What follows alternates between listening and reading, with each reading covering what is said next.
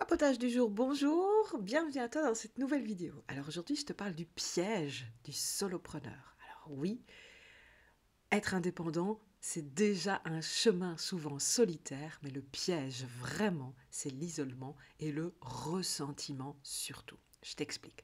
On travaille souvent seul à son bureau, sans la machine à café pour les pauses papotes, ou les collègues pour décompresser après une journée difficile. C'est le prix de la liberté. On a voulu cette liberté, mais en effet, souvent, on le constate vite, elle a un prix. Et ce prix, bah, c'est un peu l'isolement, justement. C'est ce côté très solitaire. Et quand la négativité s'en mêle, cette solitude prend une toute autre dimension. Elle devient vraiment, vraiment une prison. Concrètement, comment ça se manifeste dans ton quotidien? D'abord, tu te replies sur toi-même. Au lieu de parler de tes doutes ou de tes victoires, tu gardes tout pour toi. Est-ce que tu as déjà connu ça? Dis-moi en commentaire si tu as déjà connu ça. Chaque problème enfle dans ta tête parce qu'il n'y a personne pour te donner un autre point de vue.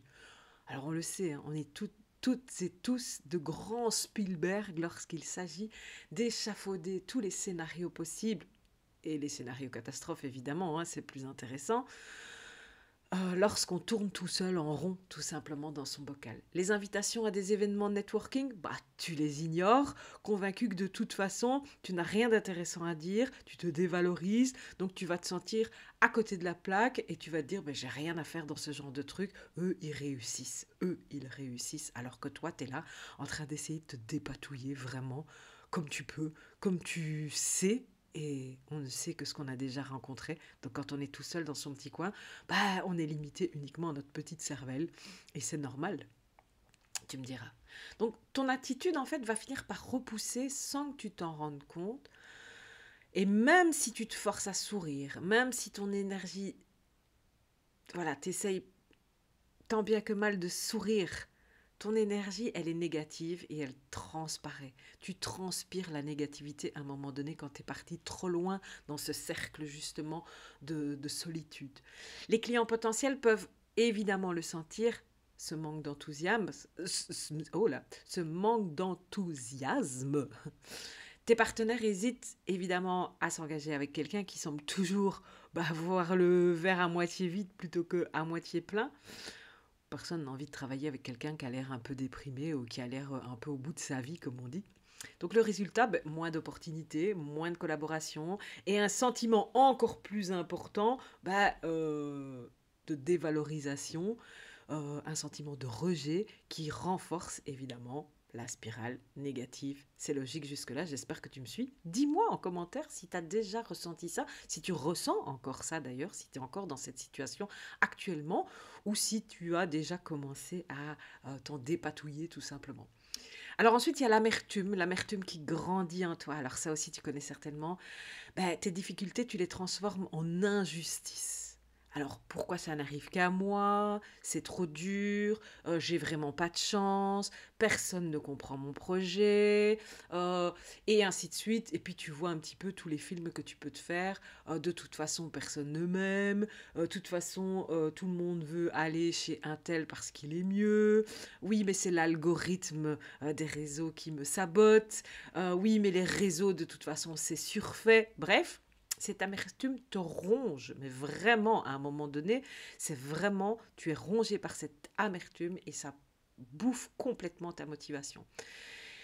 Elle te pousse à voir des ennemis partout, donc vraiment, tu as l'impression que tu es saboté, que ce soit par l'algorithme ou par un concurrent, ou par des pseudo-clients potentiels qui auraient été dire du mal sur toi.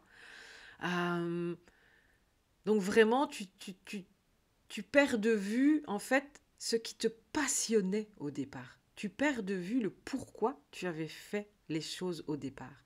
Et le plaisir de créer ou de servir, forcément, à un moment donné, il disparaît et ça s'est remplacé souvent par ce qu'on appelle la lassitude.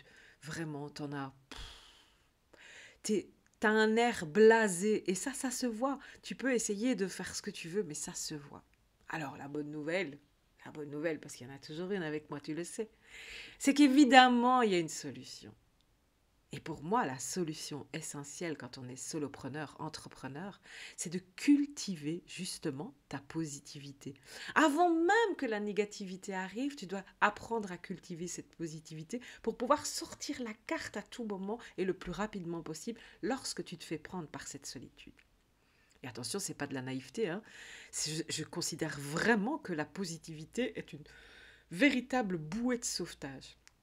Donc c'est vraiment ça, c'est l'atout vraiment, c'est la bouée que tu jettes au moment où tu sens que tu vas couler et sur laquelle tu vas te raccrocher. La positivité, elle t'ouvre vraiment au monde, même quand tu travailles seul. Même quand tu travailles seul. En fait, elle t'incite à t'ouvrir au monde. Un esprit positif va toujours chercher des solutions et du soutien. Tu oseras poser des questions, tu oseras partager tes défis, tes obstacles. Et tu oseras aussi partager tes réussites, même si elles te semblent minuscules et que tu as l'impression d'être inférieur à celui qui a des très grandes victoires. Quand tu es positif, eh bien tu comprends que même les toutes petites réussites, elles sont à fêter. Il n'y a pas de petites réussites. C'est tu réussis ou tu réussis pas. Ça marche ou ça marche pas. Mais une fois que ça marche, aussi petit soit l'obstacle franchi, il est important. Donc tu vas beaucoup plus partager avec ta communauté et tu vas aussi demander de l'aide quand tu en as besoin. Parce que lorsque tu cultives ta positivité, ce qui t'intéresse, c'est ce que tu veux toi, c'est l'objectif que tu veux atteindre et non pas ton ego, tout simplement. Donc, tu vas attirer les bonnes personnes aussi, parce qu'une énergie positive, évidemment, est un aimant puissant pour plein de choses, hein, que ce soit des prospects, des collaborateurs, ton réseau en général d'entourage. Tu vas aussi attirer, donc ils seront naturellement d'ailleurs attirés par ta détermination, par ton enthousiasme et pour ta capacité à trouver des solutions. Donc même si au final, parfois, ils ne savent pas trop ce que tu fais dans le concret, mais rien que ton énergie, parce que tu es toi, parce que tu transpires, parce que tu donnes envie d'aller faire ce que tu fais, même s'ils ne savent pas, tellement tu es enjoué dans ce que tu fais, eh bien, ça va attirer. Donc, travailler avec toi deviendra vraiment une évidence, deviendra même un plaisir, en fait, et non pas un besoin dans le sens « Ah, je me sens vraiment... il faut vraiment que quelqu'un me sauve. » Au contraire, tu ne seras plus le sauveur, tu seras le guide, et ça, c'est très différent. Donc, tout ça, cette positivité, elle transforme aussi l'amertume en résilience. Donc face aux échecs, la positivité va vraiment t'aider à voir les leçons plutôt que les fatalités. Pardon. Donc, tu te relèves plus vite, tu apprends et tu continues d'avancer avec plus de force, sans laisser le ressentiment te peser. Donc n'oublie jamais que ta positivité est ton meilleur outil contre l'isolement. La positivité est ton meilleur outil contre le doute. La positivité est ton meilleur outil contre la procrastination. Bref, la positivité, si tu me demandes, c'est la meilleure solution à tout.